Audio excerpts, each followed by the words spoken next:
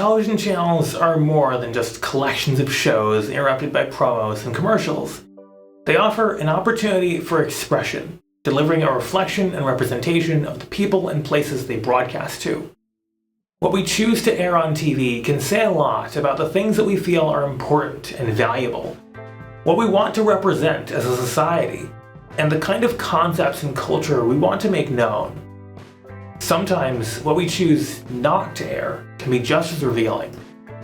Around the world, kids' TV has been under threat in recent years as reduced investment and lacking corporate interest devastates the outlook for those who make and those who consume media intended for our society's youngest audiences.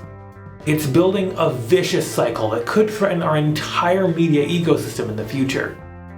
In one corner of the planet, while one of its charming successes has been exported into a global smash hit, at the same time we've just recently seen the last bastion of one country's commitment to the genre as a whole die a painful death. The closure of Australia's ABC3 is not just another shutdown in a long line of linear demises, it's emblematic of how the land down under has given up on supporting its youngsters.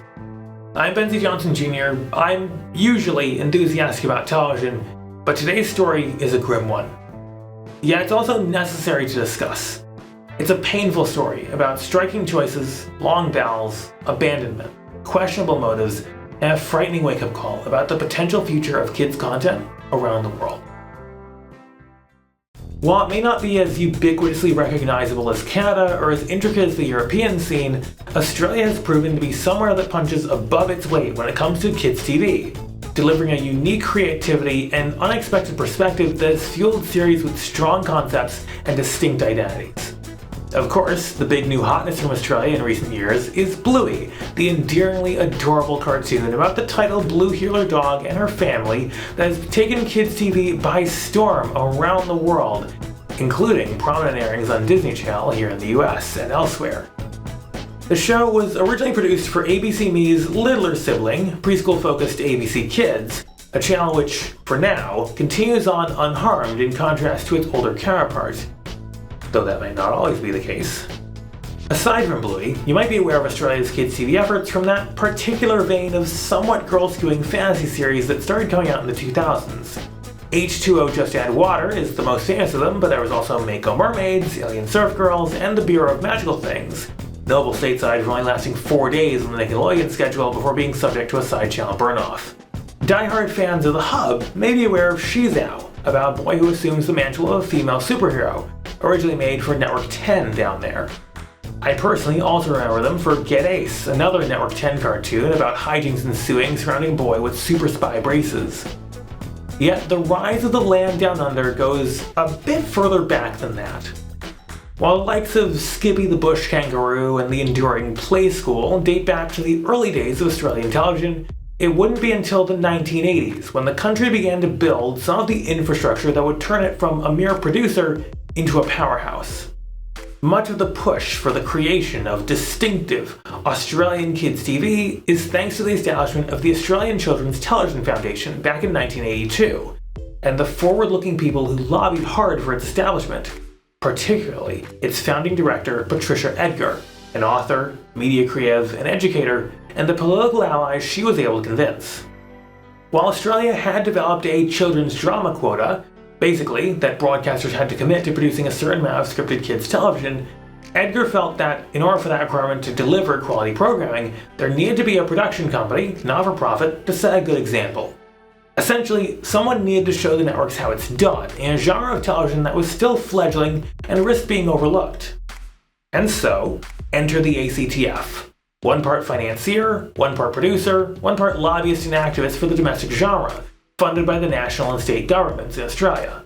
Except Queensland, initially, but they'd get on board later. Fueled by Edgar's pioneering vision, the ACTF would set out to complete its mission to deliver a catalogue of quality kids' TV, kickstarting the domestic industry as we now know it in the process.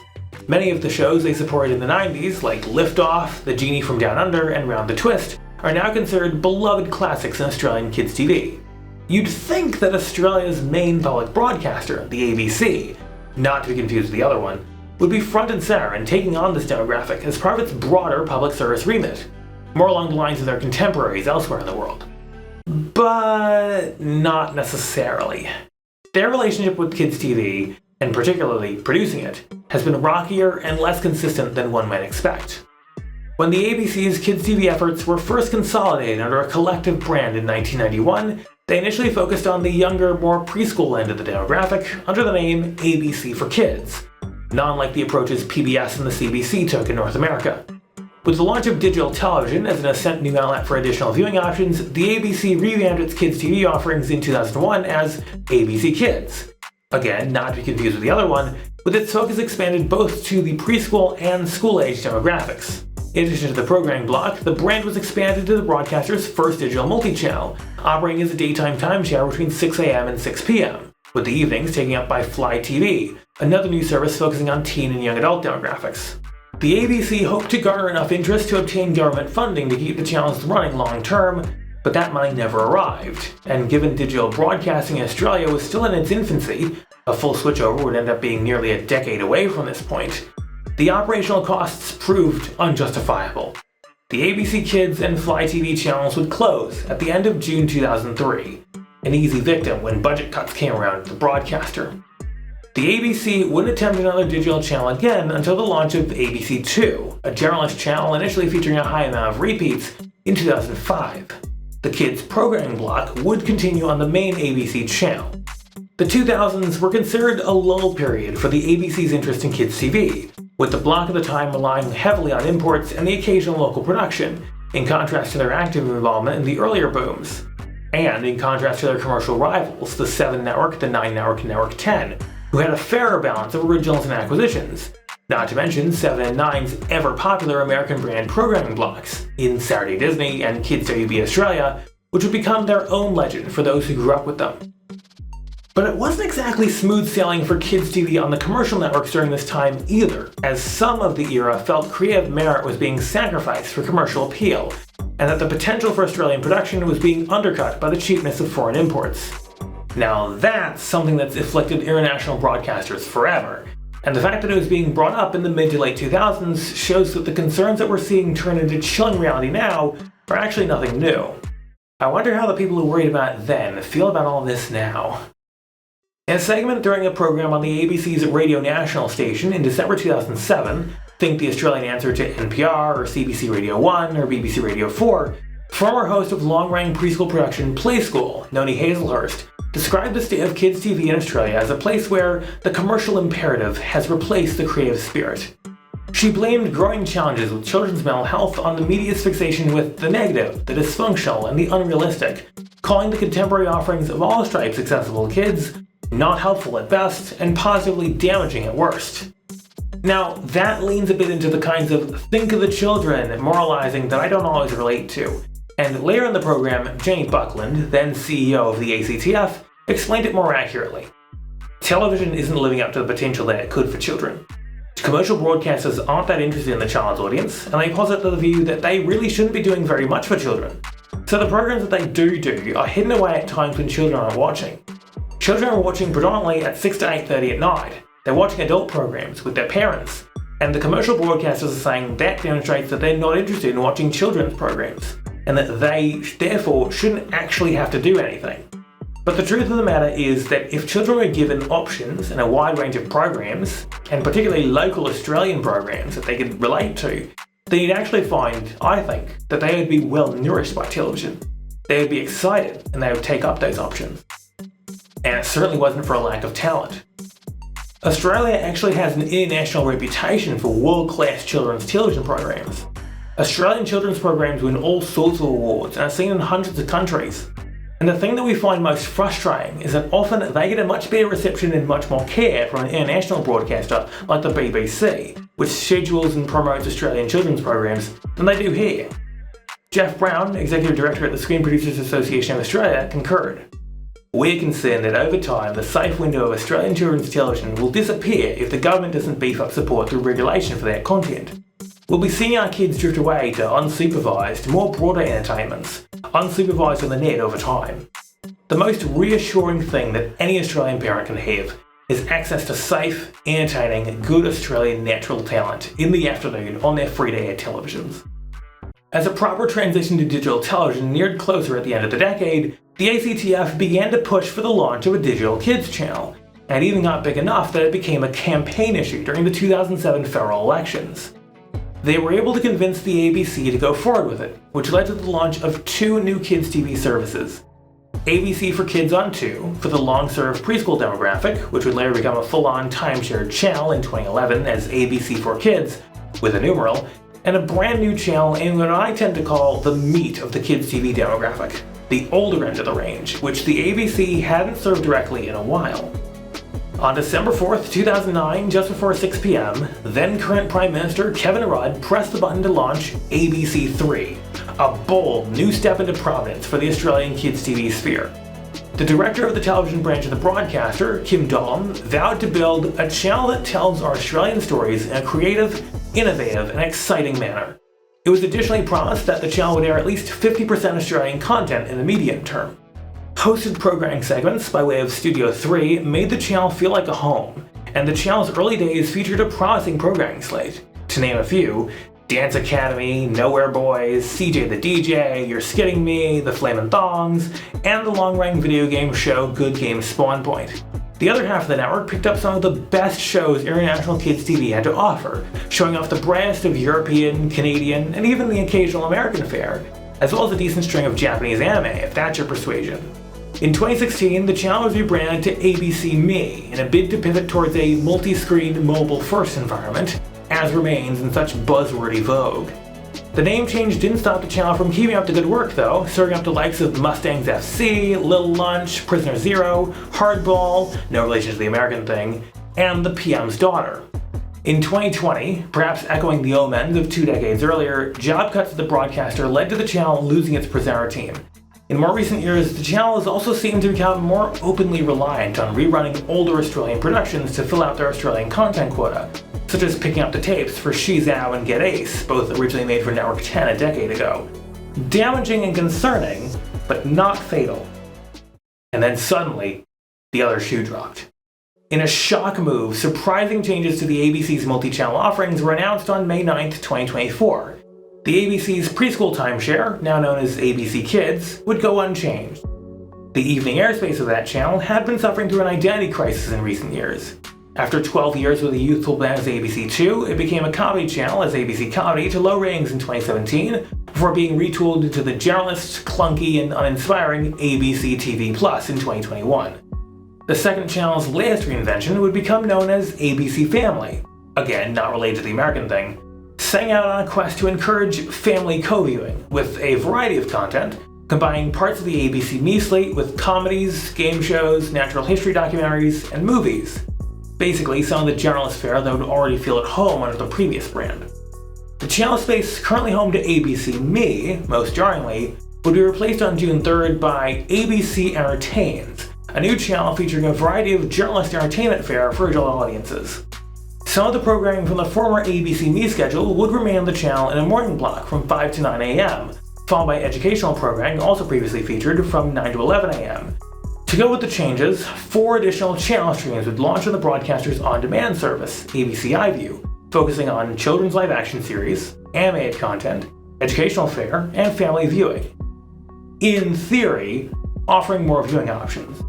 In practice, I'm less optimistic. In fact, I'm downright cynical.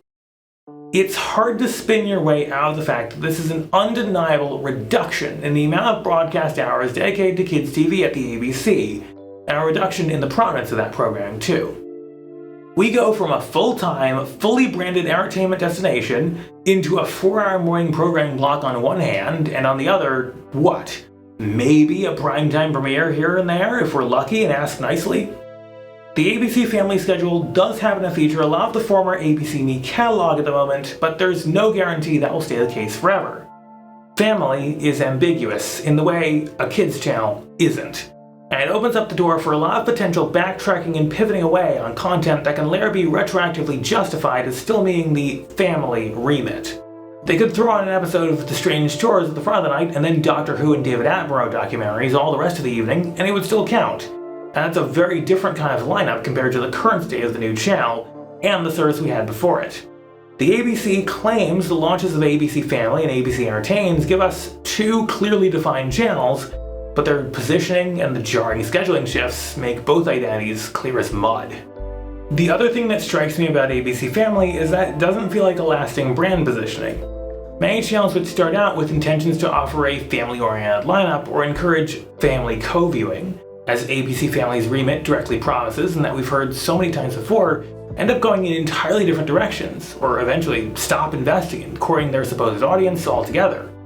The channel's And for an American Sound-alike is perhaps a great example. Started by a religious broadcaster, sold to a major conglomerate, then on-sold to another one, and eventually leaning into young adult-oriented series and movie marathons, taking on the name Freeform in 2016.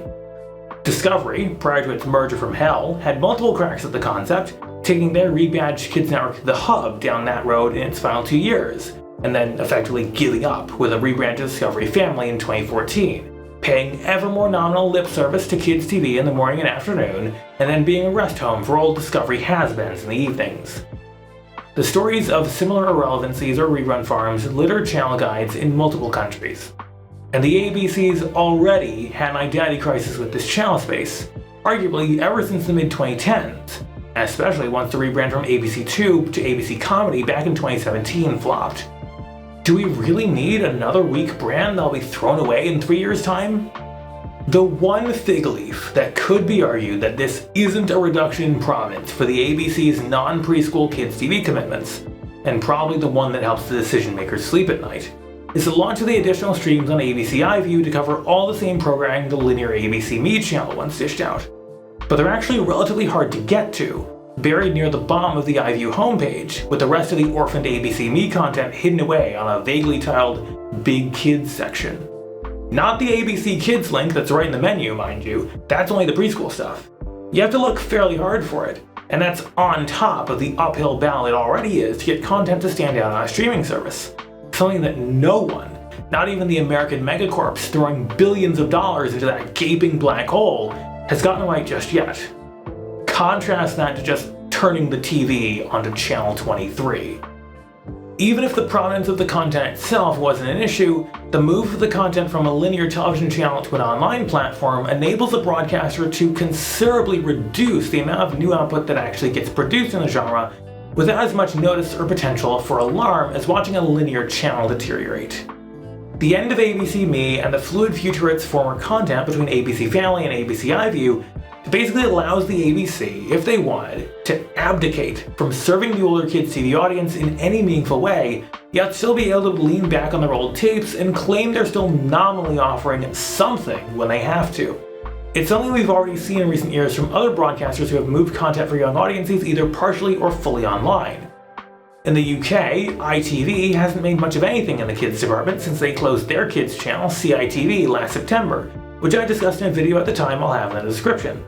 A little older than that, when the BBC moved their young adults offering BBC3 online in 2016, its output was reduced considerably despite several promising performers. And even then, they had to give a lot of that content late evening after primetime airings on the linear BBC One just to give it any audience at all. In France, the launch of the Oku brand by pubcaster France Televisions as an online first venture for their kids fair has put the future of their outsized investment into domestic content development in doubt. And beyond these specific examples, multiple other online moves of former TV brands have largely coincided with news of budget cuts or similar reorganizations that negatively impact broadcasters' niche demographic departments, such as kids' TV. It's impossible to determine with any certainty right now the ABC's intentions in moving the former ABC Me content online. But given a recent history with other broadcasters, and the fact that the ABC's done this themselves before, it's hard to see these changes as a positive for their non-preschool kids TV offerings, or the audiences that content is meant to serve. On top of all of that, like in many other countries, there's a vast difference in the availability and feasibility of high-speed internet between urbanized and rural areas of Australia, and that's only made more stark given the vast expanses of the land down under that exist outside of its 5 biggest cities, or as that's colloquially called, regional Australia. We're already starting to see media access crumble in measurable ways in those parts of the country, with the recent closure at the end of June of the Network 10 affiliate in Mildura, Victoria, an area home to about 60,000 people in the state's northwestern corner, over 300 miles away from Melbourne. It was operated for 18 years as a service run by the other two broadcasters that serve the area as part of policies meant to give far-flung locals full access to the country's major broadcast networks. But its closure was based on the fact that the channel never made a profit for them. 60,000 people may sound small, but even similarly sized and similarly remote Juneau, Alaska, the fourth smallest media market in the United States, still has full access to all 7 of the major US broadcasters: the Big Four, the CW, My Network TV, and PBS. Affected viewers in Mildura were directed to Network 10's on-demand website, but for many, reliable internet access is hard to come by, especially outside of the city limits. The ABC is now, arguably, similarly throwing its older kids' fare to the dogs in much the same way across the country. That could potentially impact about a third of Australia's roughly 27 million people who live outside the major cities. 9 million people is more like the size of the Chicago TV market, America's third largest. And when you put it like that, suddenly we're not in Kansas anymore. While the reduction in the sheer number of programming hours is relatively low for now, about 17 hours a day towards the end of ABC Me's run, and a maximum of 12.5 hours a day between ABC Entertains and ABC Family, assuming the entirety of the latter's schedule was filled by Kids TV, more of those hours are now being broadcast in overnight time slots, which are not only far less desirable and far less prominent, there are also times when the Kids TV demographics are unlikely to be able to watch. By contrast, ABC Me closed down overnight between about 10 p.m. and 5 a.m., making such a possibility out of the question. Popping in for something at 2 in the morning might make sense for me, an international television enthusiast on the other side of the world, where the time zones work out better, but it's not much help to the average Jake from Wollongong who has school in the morning. Sure, you could argue that 2 in the afternoon also wasn't the best time slot on ABC Me, but at least there are kids home from school and weekends that might actually drive an audience to that slot. But instead, they now get ER. Literally ER, the NBC medical procedural from 30 years ago. Truly a valuable, distinctive program that deserves a position as definitive Australian public broadcasting. And perhaps it's afternoons, actually, that show exactly what we're now missing. What was once center stage prime airtime for the best that Kids TV had to offer to Australia has now been subsumed into an earlier extension of the ratings-chasing evening arms race for adult demographics. The Kids TV landscape among all of the major Australian free-to-air broadcasters was already barren enough, and now the situation is disgracefully dire. With the advent of digital television, Australia's 3 major commercial broadcasters, the 7 Network, the 9 Network, and Network 10, ultimately chose to move their Kids TV commitments to some of their newer digital multi-channels. While the amount of airtime given to the genre initially increased with the move, continuous cutbacks over the years have now meant that Kids TV viewers are only marginally better served, in most cases, than they were in the analog days. A few hours in the mornings of mostly American products seem to suffice for 7 and 9. Network 10 is the outlier now, as they operate a Nickelodeon-branded multi-channel that airs its US namesakes preschool and mainline fare during the daytime and overnight, plus the occasional domestic creation. Entertainment programming targeted towards young adults, similar to longer-established competitor 9Go, airs in the evenings. Originally launched as 10 Shake in 2020, it was rebranded to replace the previous 24-hour pay TV channel in August 2023. Network 10 and Nick Australia is a bit of a unique case, given it's ultimately flexing the content muscles of their shared corporate parent Paramount, including offering a number of US brand extensions on the 10 Play on-demand website in the vein of their stateside free streaming service Pluto TV. But that said, visibility isn't the only thing. It's not just about the schedules and the number of hours that are being committed to serving Australia's Kids TV audiences. It's also about the investment being made into telling stories from local creatives that can connect with viewers around the world.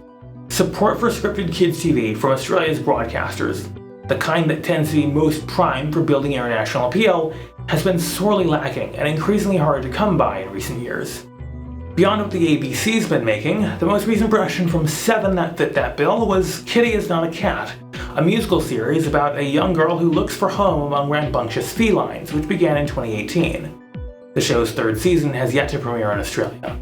9 has been more notable for hopping onto co-productions as of late, most recently 2018's Space Chickens in Space and Nate Is Late, working with primarily European broadcasters.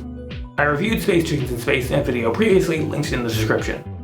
Network 10's last domestic scripted original was Rock Island Mysteries, made as a co-production between Network 10 and Nick International. It began in 2022 and was renewed for a third season back in the spring. If it weren't for the fact that the channel is owned by a major US broadcaster with large interest in kids TV, I don't think this show would have been made. Much like the other broadcasters, they've been more interested in domestically oriented, cheap factual in recent years to fill out their quotas. In spite of the ecosystem that has been built to support local media production of all stripes in Australia, kids TV has still ended up with the short end of the stick. The battle between Australian kids TV creatives and producers to give their series the funding, prominence, and promotion to do well, and the major broadcasters who have largely sidelined such fare to early morning time slots on lower rated side channels, has brewed for a long time. Even though regulation has encouraged them to join the ABC in producing and airing series for this audience, it's certainly challenging to convince the likes of 7, 9, and 10 to put real commitment behind a new kids cartoon or a teen mystery drama over a hot new exploitive reality franchise they can overhype with voice of God promos, or pricey Aussie rules football coverage they can plaster ads for betting websites over every inch of. They're actively legislating against that last thing now because it's gotten so bad that school kids have started talking up odds lines instead of scores or athletes. Wouldn't be such an issue if there was something appropriate for them to watch. As much as the genre has faced challenges with funding, advertiser appeal, and new competition over the years, the most damage dealt to Australian kids TV in recent years has not been from the major broadcasters, but from the government, and specifically a decimation of prior regulation. The Children's Television Standards 2009 amended the Broadcasting Services Act 1992 to specify how commercial broadcasters handled the production and broadcast of kids TV programming.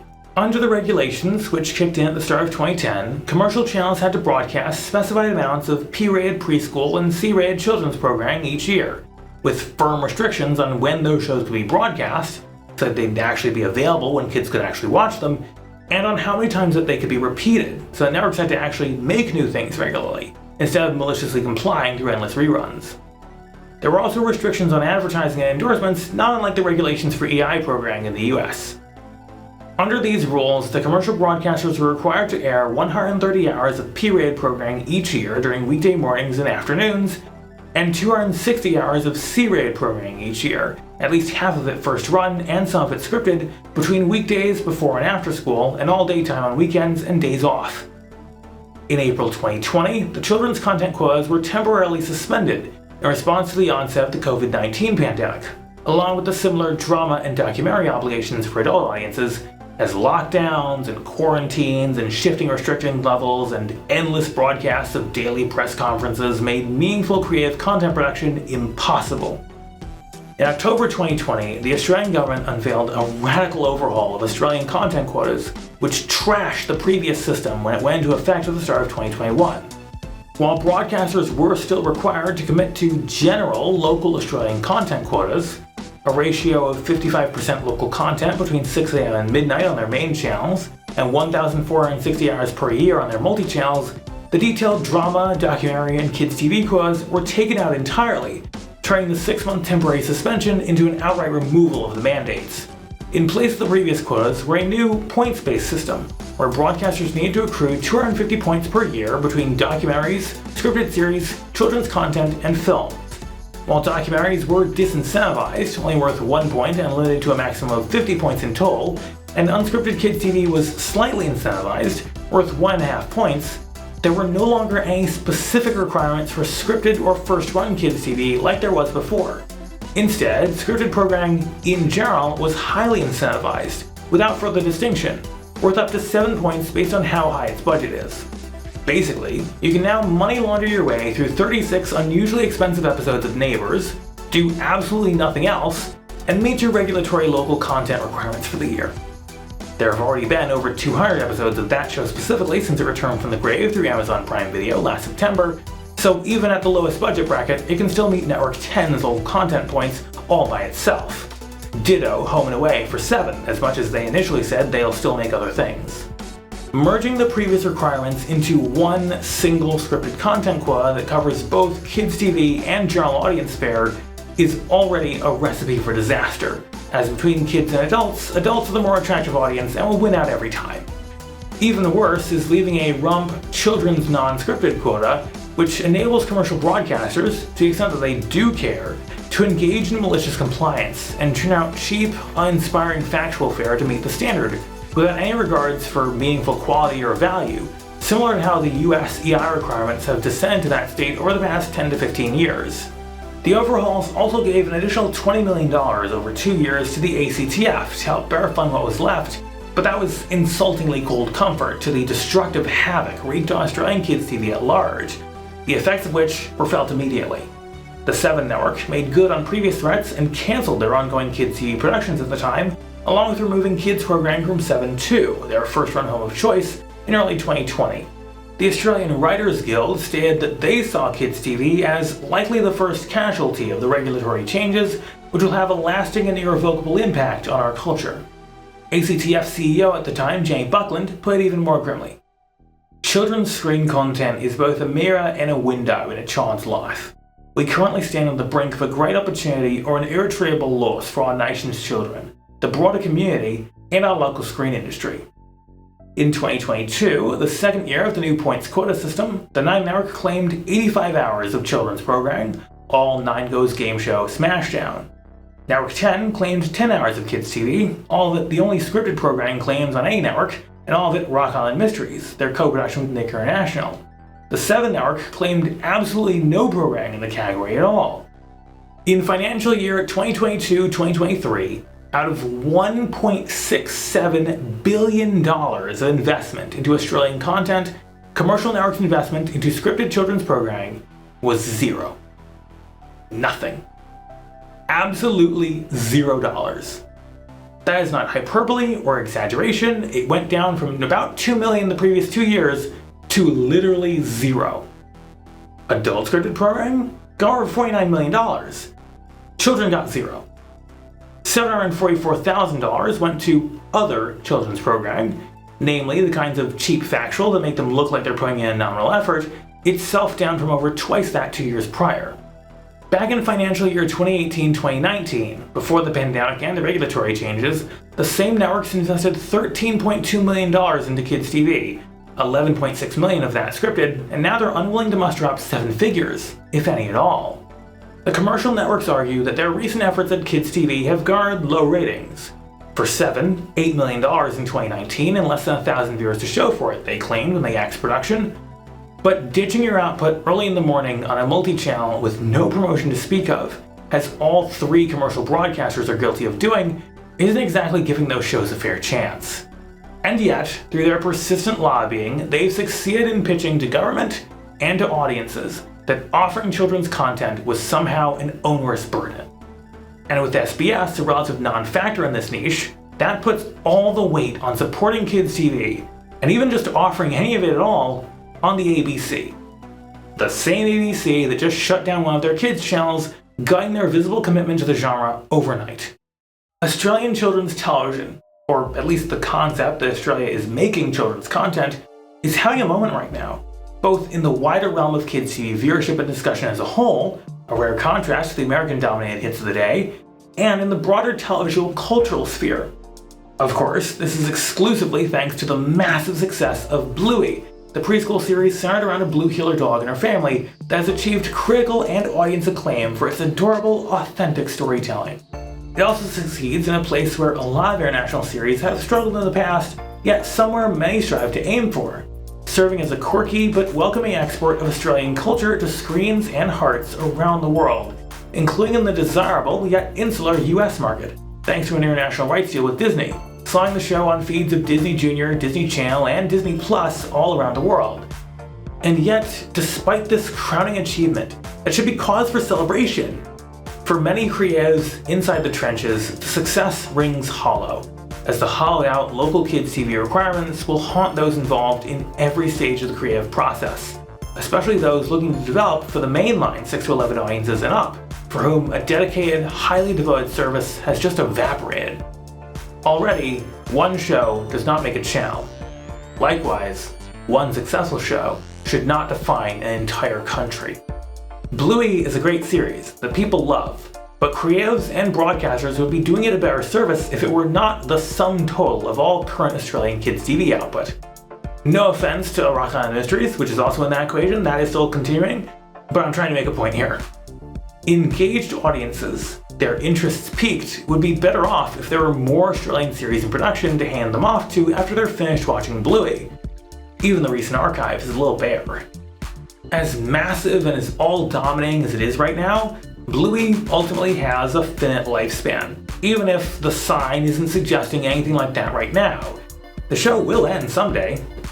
But Australia's television industry is refusing to invest in the concepts that could lead to the next Bluey, or The Strange Chores, or Get Ace, or even H2O. And that not only does a disservice to those of us who welcome new ideas made outside of the dominating US cultural bubble, but also to Australian kids themselves, who will lack any reflection of their creativity, their experiences, and their talent on the screen that they consume every day. They could grow up with the impression that their stories, their interests, and maybe by extension their lives, might be unimportant. That you don't matter until you're blindly getting hitched or yelling at your peers. That dreams are only made in a far-off place called Los Angeles, somewhere where it gets warm in July instead of January, even though they're slowly losing interest in you too. It's a dangerous precedent to set too, as it just pushes these audiences into spaces and stories and situations that weren't made for them and may not be appropriate for them. Even if I think that Noni Hazelhurst's Secessna from December 2007, 17 years ago, is a little preachy, there's still a kernel of truth to it.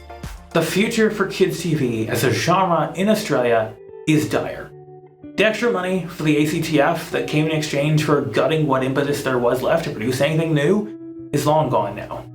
With the new points quotas, broadcasters are wondering if any scripted entertainment outside of the soaps, even for adult audiences, is worth caring about at all. Maybe that'll get people interested in the issue.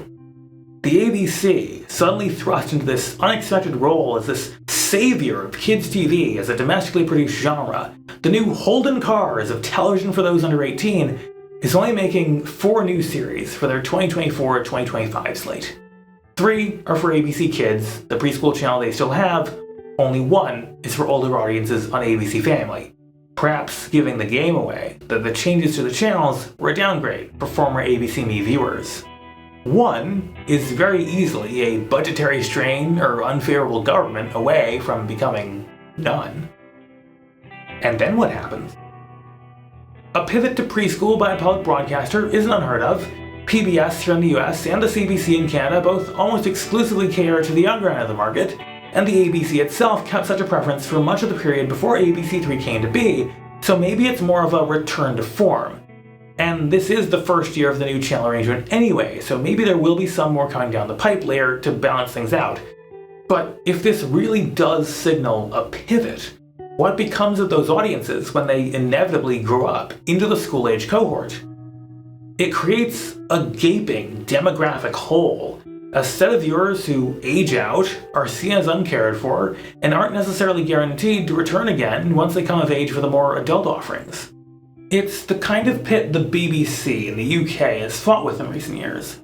First for the young adults demographic, while BBC3 was stuck in the online wilderness between 2016 and 2022, and arguably something they'll grapple with again with kids once plans to close CBBC, their analog to the departed ABC Me, and similarly creatively load-bearing for the British older kids TV field, go ahead in 2025, assuming those previously announced plans from a few years ago are still going forward. The thing that truly worries me about it all is that this is the snuffing out of yet another unique voice in the broader world of kids' TV production. It'll be harder now for Australians to get their stories on screen at a time when seemingly every major broadcaster that traditionally has a stake in the pie is cutting back on or even ending any investment in the genre.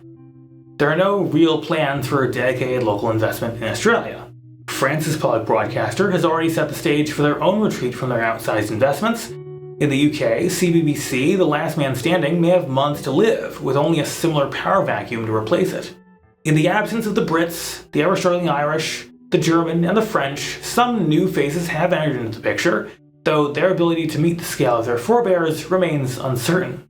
In the once mighty Canada, Chorus Entertainment, owners of legendary studio Nelvana and a chokehold near monopoly on the domestic channels of the genre, are basically broke, fending off collapsing under the weight of their own debt, the loss of important news funding, expiring rights deals to US lifestyle output, and worthless stock.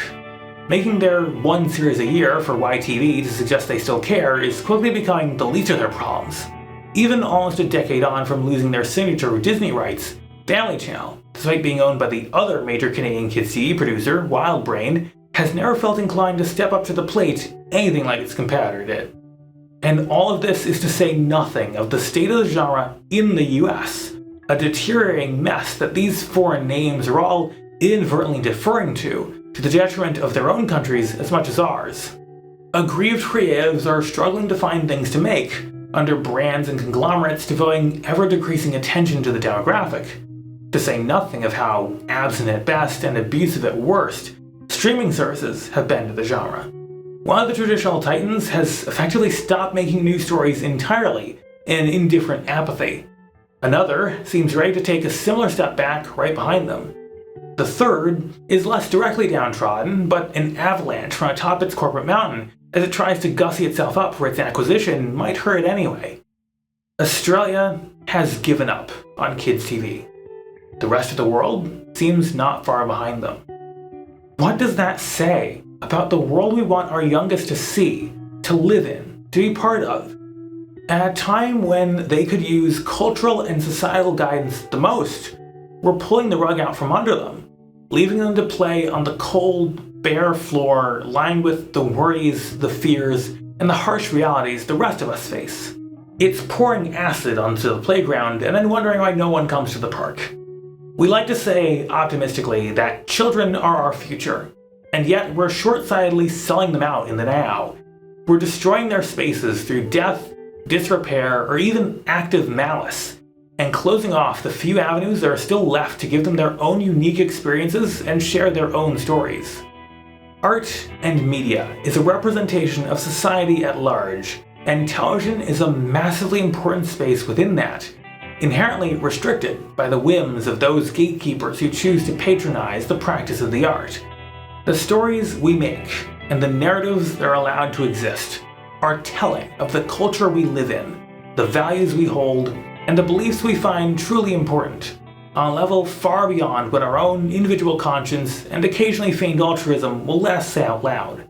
The closure of spaces for some audiences in favor of the promotion of others, like the trade-off between ABC3 and ABC Entertains, are some of the more overt expressions of this great societal self-admission.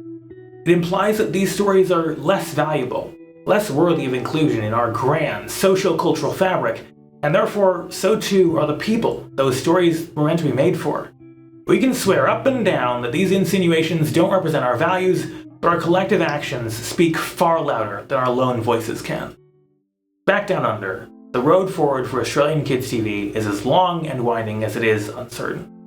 Australia's creatives and production companies are still fighting for their shows to get made and seen, even when all the cards of distribution seem to be currently stacked against them.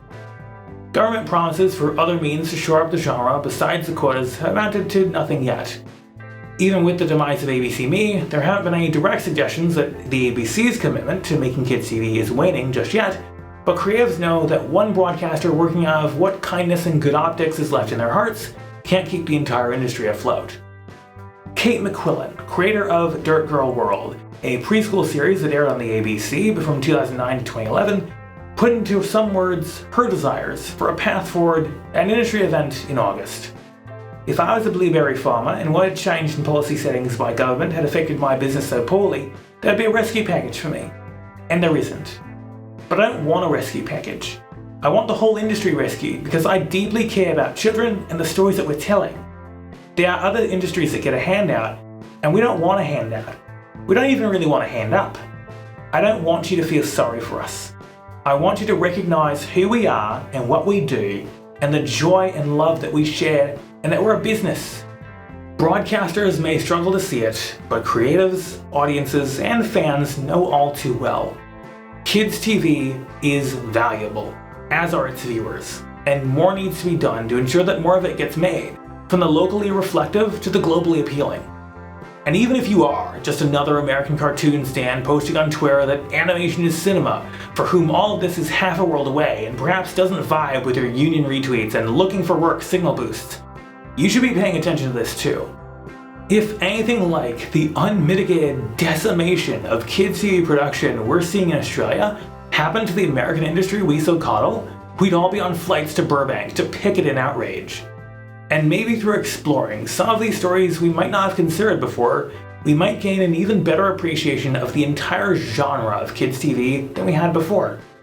All of us, no matter where you are, want somewhere to call our own, and a story to look to where we can say, hey, that's me. And the more people and places who get to have that, the better we'll all be for it. It shouldn't be a nice to have, or something for when you get older. By giving up on kids' TV, Australia is not only doing its children a disservice, but everyone. The Australian Writers Guild's prophetic statement on the grim future before them after the death of the quotas puts it hauntingly well. Our stories say something about us. They define who we are. Our children deserve them. Hit subscribe and turn on notifications so you don't miss the next new video. Hopefully I won't have to make more kids TV eulogies, but you can watch my last one on the UK's CITV up here or down in the description. And you can support these videos directly for as little as $3 a month through my Patreon, Ko-Fi, or YouTube memberships at benzie.tk/join. I'll see you next time.